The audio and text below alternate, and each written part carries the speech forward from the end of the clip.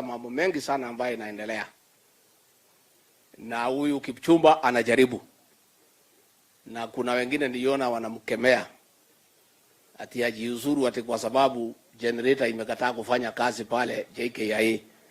Huyu Kipchumba ndiye alinunua hiyo generator, ilinunuliwa na ile serikali nyingine na ilikuwa fake. Sasa ikijaribu kuhakishwa inazimika. Sasa Kipchumba, wewe tafuta generator yako uweke, wachana na ile watu. Si kijana anajaribu.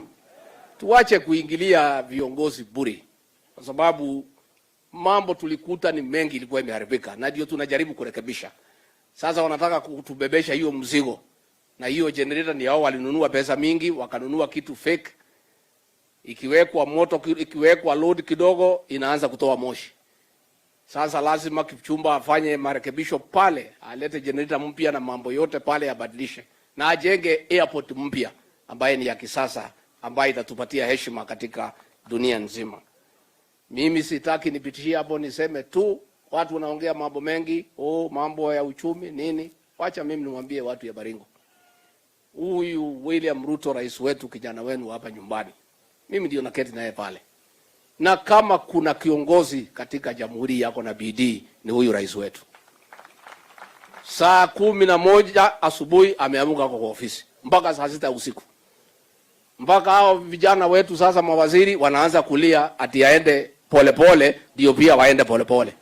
Rais, usipunguze speed, ongeza, ndio wao pia waongeze. Kwa hivyo kazi inaendelea. Ni vile tulikuta hali ikiwa mbaya. Na nimesema juzi nikiwa pale graduation ya madaktari, hii uchumi wa Kenya ni kama mgonjwa.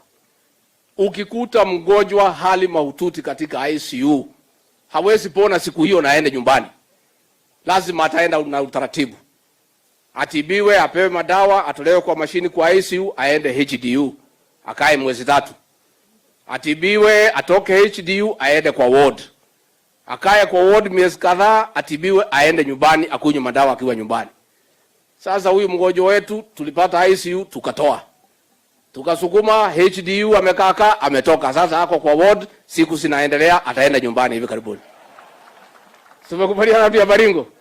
Kwa sababu yuko namna hiyo, hata mtoto akizaliwa anaweza tembea siku hiyo. Tulikuta huu uchumi kwa hali mahututi. Hawataki tuseme.